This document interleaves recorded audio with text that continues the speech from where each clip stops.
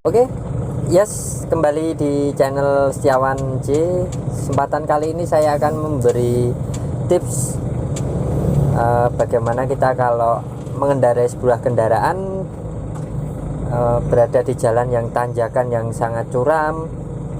Nah, kebetulan saya ini akan mencoba bagaimana caranya naik dengan tanjakan yang cukup curam menggunakan mobil L300 yang enggak baru sih, udah cukup lama umurnya, dan saya ini pakai mobil box. Kebetulan ada muatannya cukup lumayan berat walaupun nggak nyampe 1 ton. Coba kita nanti tes tanjakan bagaimana dan cara mengatasinya bagaimana biar bisa sampai ke atas. Kalau pakai mobil biasa atau yang bukan diesel biasanya lebih mudah naik ke atas, karena di saat kita menanjak kita mengurangi persneling atau mengurangi giginya ke lebih rendah, dia akan tetap mau naik atau mempunyai nafas untuk naik. Cuman kalau untuk L300 atau mobil diesel kebanyakan, apalagi mobil yang untuk muatan, biasanya kita mau nggak mau harus dari bawah sebelum kita naik harus ke gigi rendah dulu. Masalahnya kalau kita udah nyampe atas baru mengurangi gigi ke yang lebih rendah, biasanya untuk mobil diesel apalagi untuk mobil yang ada muatannya, biasanya dia akan kehilangan tenaganya untuk naik ke atas.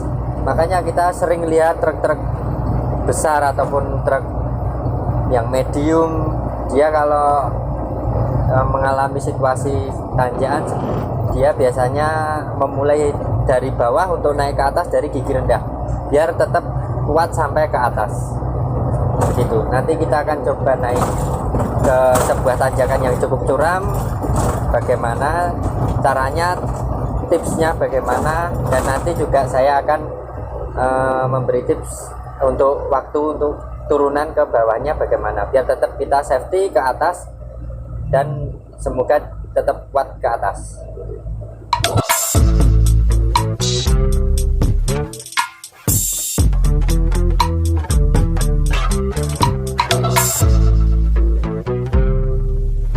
Oke, di sini kita mulai untuk tanjakan. Nah, kita mulai dari sini, kita harus gigi rendah untuk naik seperti ini biar sampai ke atas kita bisa kuat.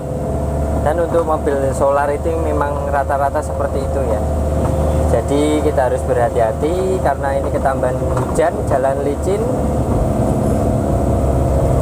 Kalau kita nggak istilahnya bahasa Jawanya apa ya, ancang-ancang dari bawah, kita nanti akan kelabaan sampai di atas seperti itu.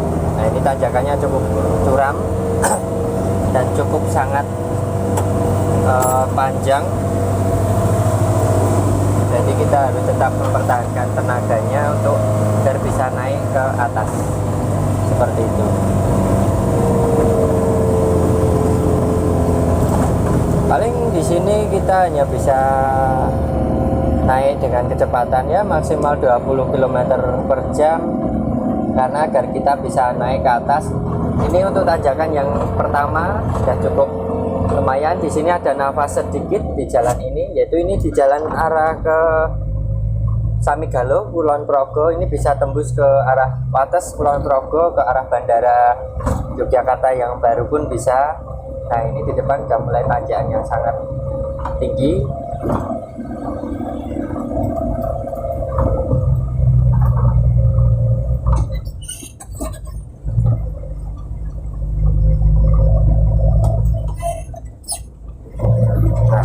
Kita harus mulai start tetap gigi 1 ya, biar tetap aman sampai atas dan tetap ya berhati-hati kita, apalagi dalam kondisi cuaca yang hujan seperti ini, karena kita pakai mobil barang ada muatannya ya, mau nggak mau kita memang harus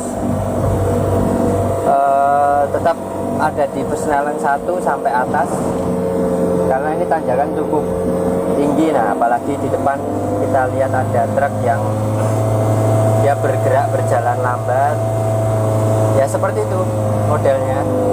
Jadi dia memang dari bawah udah pakai persneling satu biar sampai atas pun aman seperti itu.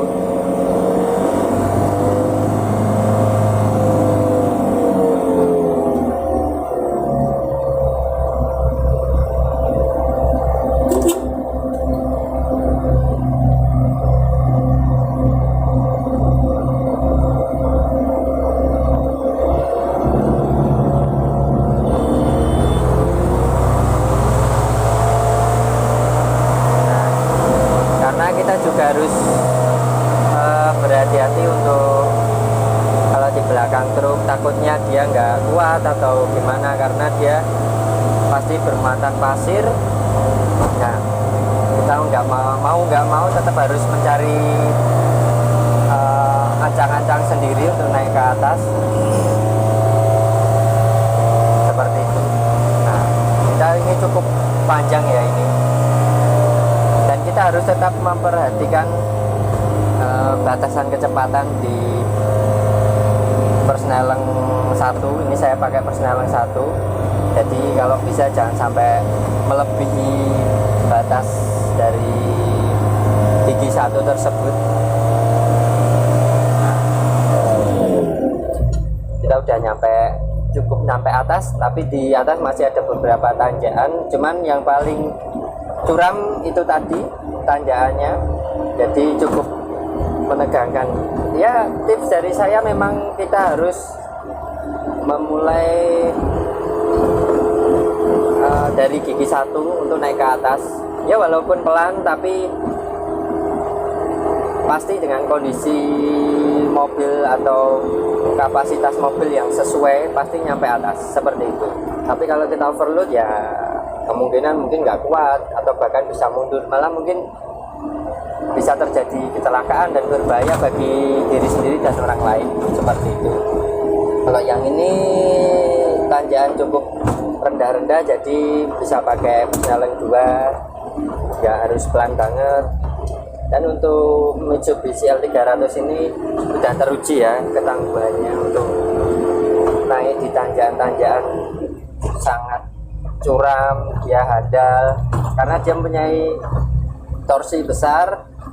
Walaupun untuk ukuran horsepowernya untuk Mitsubishi L300 ini enggak terlalu besar ya, karena memang dia peruntukan untuk mempunyai tenaga yang besar seperti itu. Apalagi kalau diesel itu memang kita harus beda lah, seperti mobil pakai bensin biasa seperti itu, non diesel gitu berbeda. Nah, di depan masih ada lagi sedikit, cuman kita ini udah dapat nafas, jadi masih bisa lari dulu untuk mencapai ke atas.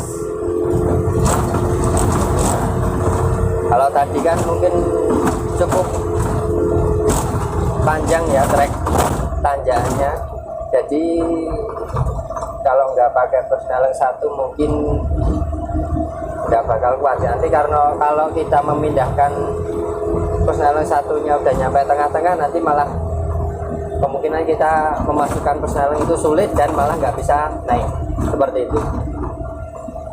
Jadi kesimpulannya kita harus memulai start tanjakan dari gigi pertama seperti itu. Jangan sampai salah, karena kalau nanti salah, kalau kita nggak terbiasa, belum tahu medan di depan, nanti kita bisa kelabaan di atas, jadi malah bisa berhenti, berbahaya. Karena kalau udah berhenti mungkin kita udah panik dan lain sebagainya. Apalagi kalau kita sendirian, mungkin kalau berdua ada yang bisa mencarikan batu untuk mengganjal ban seperti itu.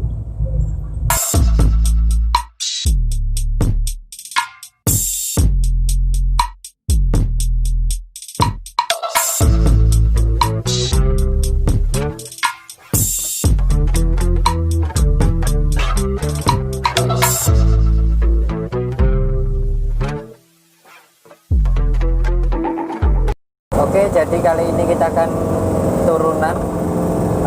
Tips dari saya tetap pakai gigi rendah, gigi 2 boleh, tergantung kondisi juga. Cuman kalau memang membutuhkan untuk gigi satu ya tetap pakai gigi satu, karena untuk bantuan pengereman di waktu turun, jadi fungsi rem tidak terlalu berat untuk waktu turunan, jadi tetap pakai engine brake istilahnya, seperti itu.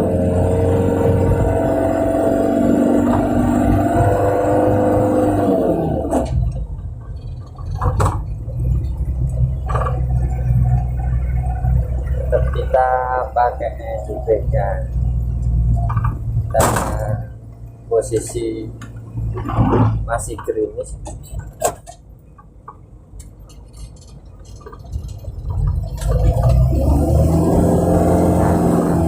Dan turunan curam seperti ini karena kita tadi naik juga tanjakannya sangat curam. Ini turun, kita coba untuk turun tetap pakai, saya ini pakai Persneleng 2 ya, jadi tetap untuk membantu pengereman biar fungsi rem tidak terlalu berat, seperti itu. Kita tetap pelan saja, kecuali memang ada sebagian yang mobil-mobil kecil dia tetap masih agak ngebut karena mungkin ya dari faktor mobilnya dia sehat atau baru. Cuman walaupun seperti itu, saran saya tetap utamakan keselamatan, seperti itu. Ya sepertinya turun mudah, cuman kita tetap butuh skill untuk melewati turunan tersebut.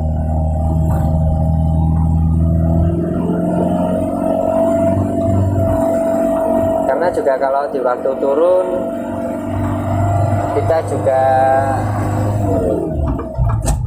tidak boleh melebihi batas dari kecepatan Persneleng tersebut biar tidak merusak mesin juga. Ini posisi sudah datar ya. Ya jadi cukup sekian info atau tips dari saya. Semoga bermanfaat bagi kalian semua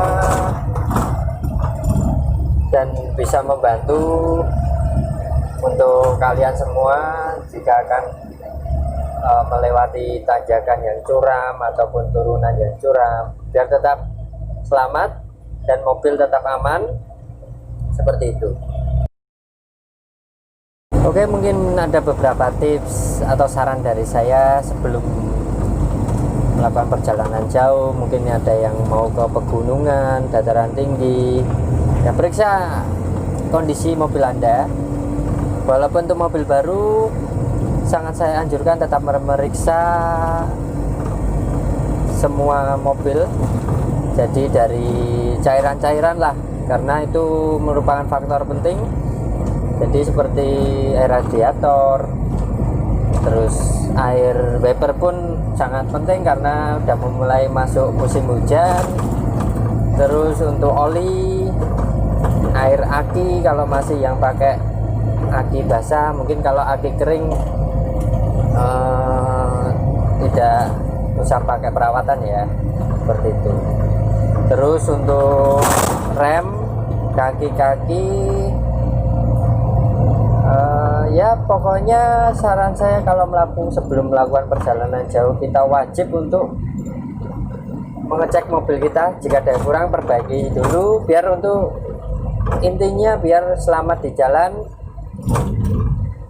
tidak merugikan orang lain juga. Jadi kalau kita aman, mobil sehat, di jalan pun kita nyaman, aman, dan insya Allah tidak akan ada masalah, seperti itu. Dan jangan lupa juga cek tekanan angin ban, karena tekanan angin ban itu sangat penting perannya, walaupun mungkin kadang ada orang yang menganggap sepele ya, hal-hal sepele, cuman itu sangat penting. Terus kita lihat dari ban tersebut, ban kita, ban mobil Anda mungkin udah mulai halus atau masih di atas indikator yang tertera di ban tersebut. Nah, itu mungkin beberapa tips dari saya. Terima kasih, semoga bermanfaat.